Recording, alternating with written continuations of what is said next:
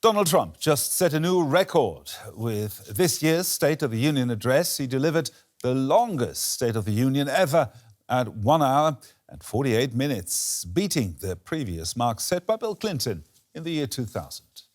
Trump used the address to highlight what he sees as a very successful return to the White House.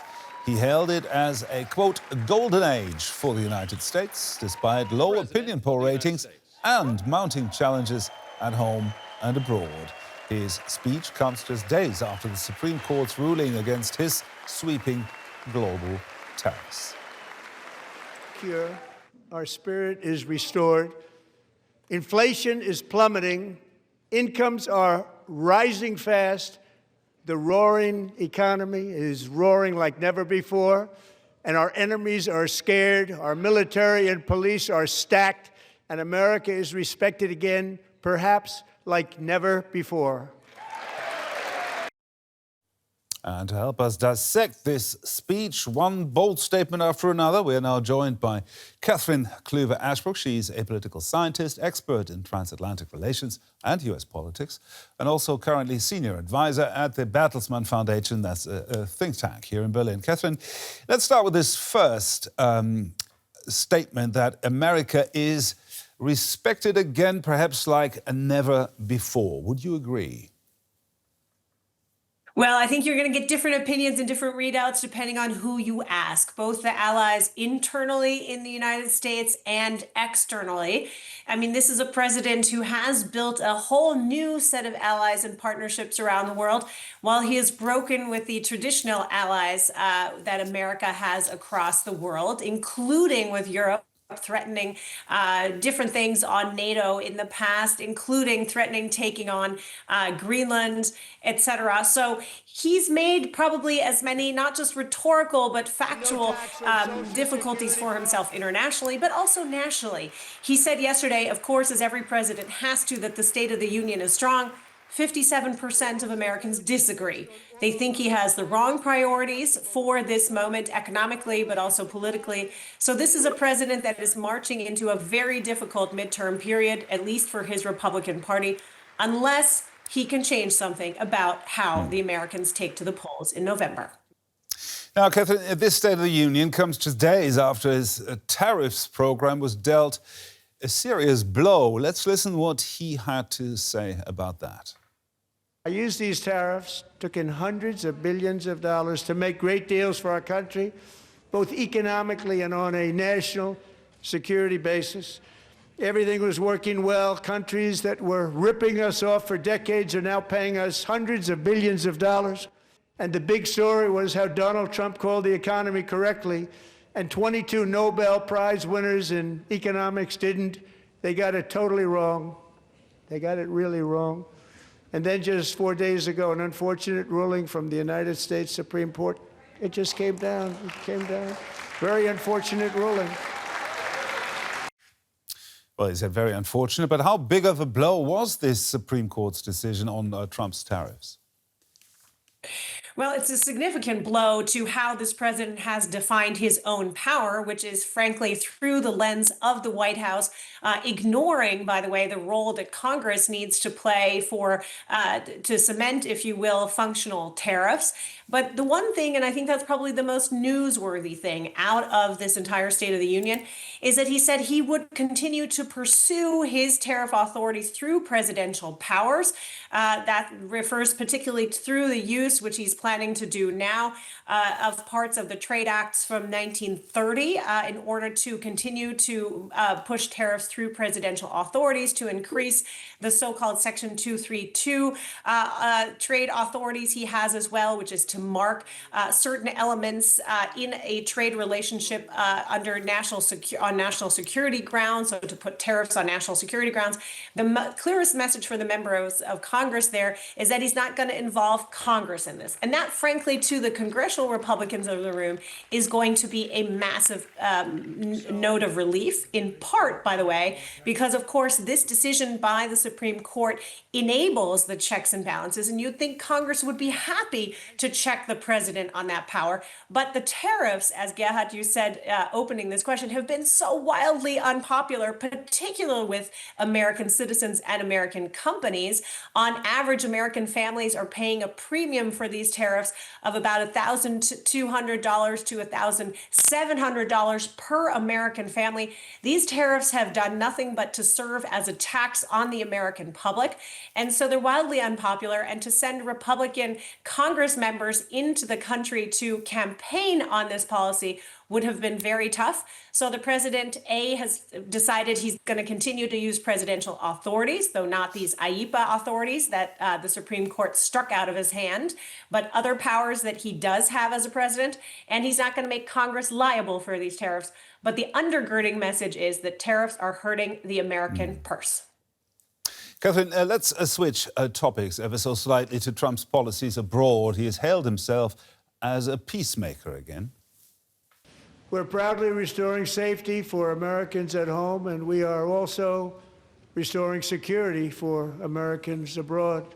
Our country has never been stronger. In my first 10 months, I ended 8 wars, including Cambodia. Isn't it funny? You're sick people. Cambodia and Thailand, Pakistan and India would have been a nuclear war. 35 million people said the Prime Minister of Pakistan would have died if it were not for my involvement. Kosovo and Serbia, Israel and Iran, Egypt and Ethiopia, Armenia and Azerbaijan, the Congo and Rwanda, and of course the war in Gaza, which proceeds at a very low level. It's just about there. On the face of it, a very impressive list. Is Donald Trump really a big peacemaker? Well, he's failed to end, I think, the most obvious and most hot sort of kinetic conflict right in the heart of Europe, which he thought he would end within 24 hours, which is the Russian invasion of a free and sovereign Ukraine. Those negotiations go on, and we can talk about that a little further in just a moment. But in fact, you saw there the degree to which he doesn't even own the 8 supposed peace deals he has made. He misspoke, making it sound like the Pakistani prime minister was under his own death threat, was threatened by Indian forces at the border. None of that's true. It's a semantic, strange turn of the phrase. But there you can see the degree to which the president is overstating his international hand. There are, in fact, a couple of areas in which the international situation remains highly volatile, not least the Iran question. Negotiations on Iran's nuclear future continue on Thursday in Geneva. But this speech left us entirely in the dark in terms of what his intentions are for Iran, whether it's regime change, whether it's simply, quote unquote, a very difficult negotiation matter, the dismantling of the nuclear program in Iran, or how, in fact, or if, in fact, he plans to use military force to curtail the Iranian leadership. None of that is any clearer after this long State of the Union speech. Cathryn, we're going to come back to Iran in a moment. But first, you mentioned Ukraine and the war in Ukraine, which he's failed to end. He didn't speak at length about it, but let's hear what he had to say on the topic. At the beginning of the shot, you'll see a special envoy, Steve Witkoff. And we're working very hard to end the 9th war, the killing and slaughter between Russia and Ukraine, where 25,000 soldiers are dying each and every month. Think of that, 25,000 soldiers are dying a month. A war which would have never happened if I were president, would have never happened. Now, 4 long years of this war. What's your take on how Trump has dealt with it?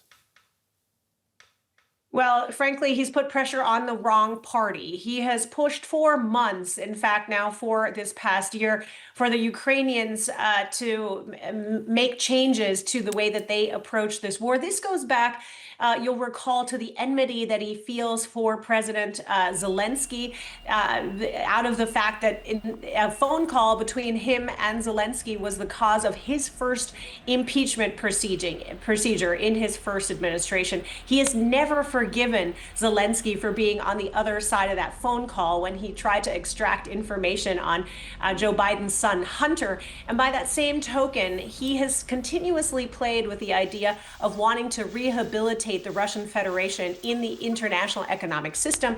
That's been a priority for him since the first Trump administration. It keeps coming back. The Russians know this and keep dangling economic deals in front of Trump. A weakened dollar that's been the consequence of the trade meddling, the tariff meddling, has meant that still seems like an opportunity for the Americans. They don't have an industrial policy to speak of, so they want the Russian market as an opening to help their industrial sector, which is shrinking.